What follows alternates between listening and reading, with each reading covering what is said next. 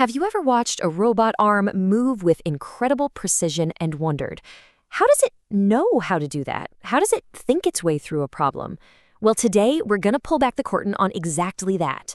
We're building a robot's thought process for how it plans to get from point A to point B without crashing into anything.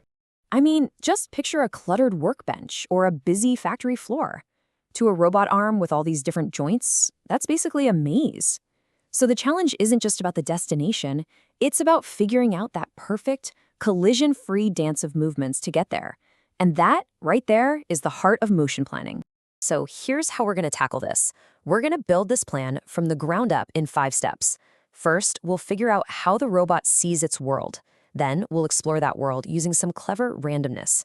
After that, we'll find the best possible route, not just any route. Then we'll smooth out all the rough edges, and finally, we'll give it the perfect speed. Let's get into it. Okay, first things first. Any good plan starts with a good map. But here's the catch. For a robot with, say, 6 different joints, a simple 3D map of the room just doesn't cut it. It's too complicated. The robot needs a totally different kind of map to think with. On one hand, you've got what we call task space. That's the world as we see it. 3D with tables and parts and obstacles. Super intuitive for us, but a nightmare for a robot arm to plan in directly. So planners use this brilliant trick. They translate the entire problem into what's called configuration space, or C space.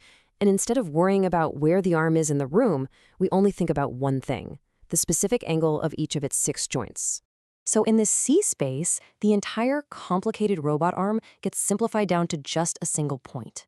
And all those real-world obstacles, they become these C space obstacles. They're basically just regions on this new 6D map that the point isn't allowed to enter. Suddenly, the problem is way, way simpler. Just get our little point from its start configuration to its goal without hitting any of those forbidden zones. Now, for any of this to actually work in the real world, that C-space map has to be perfect.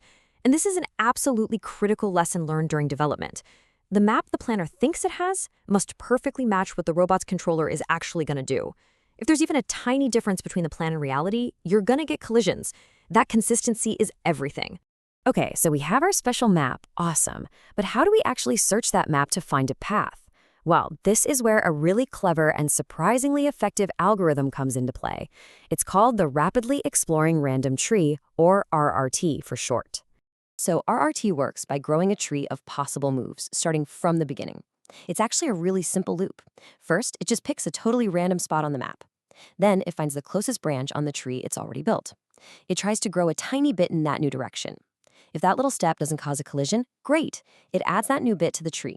And it just does this over and over and over, thousands of times, super fast, exploring whole space. Now this brings us to a really important point about RRT. It is not trying to find the prettiest path or the shortest path. Its only job is to find any valid path from start to finish and to do it as fast as possible. You should think of it like a first draft. It's just trying to prove that, yes, a path does exist. But a first draft is rarely the final version, right? What if we need a path that's not just possible, but actually efficient? Well, for that, we need an upgrade. We need RRT star. So while the basic RRT just blindly connects to whatever point is closest, RRT star is a whole lot smarter. When it's about to add a new point, it doesn't just look at the nearest neighbor.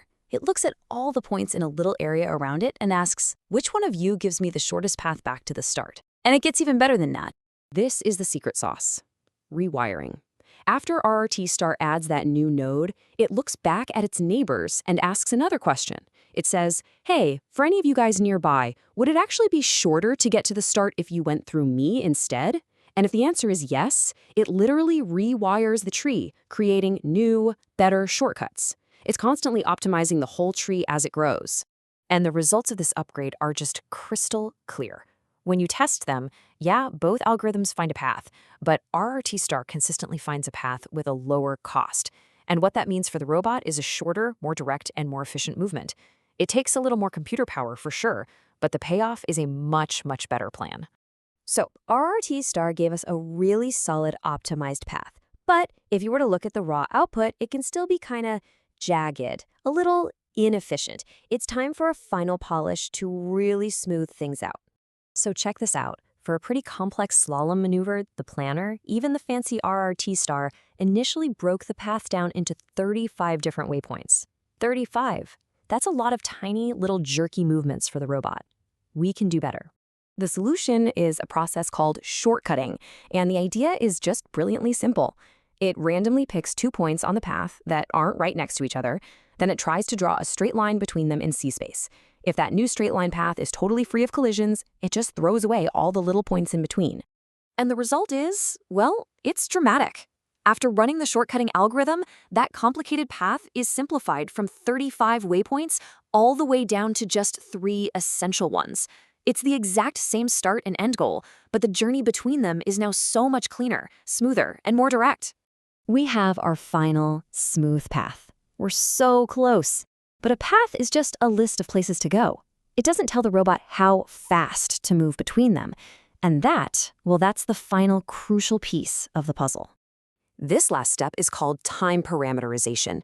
We take our geometric path, our list of 3 waypoints, and we turn it into a full-blown trajectory. That means we calculate the exact velocity and acceleration the robot needs at every single instant to follow that path perfectly.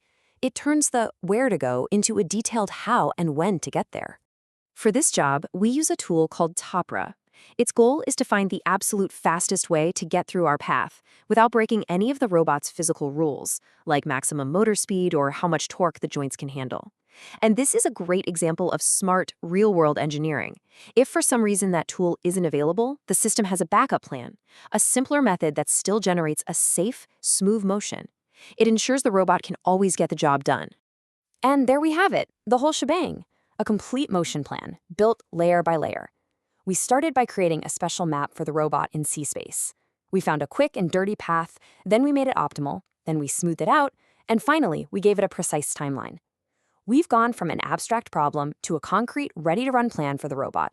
Which, of course, brings us to one final big question. We've created this beautiful, optimal, physically possible plan on a computer. But a plan is only as good as its execution. Can the robot's motors and controllers actually follow these instructions precisely in the messy, unpredictable real world? Well, that's the bridge between planning and control, and that's a story for another time. Thanks for joining me.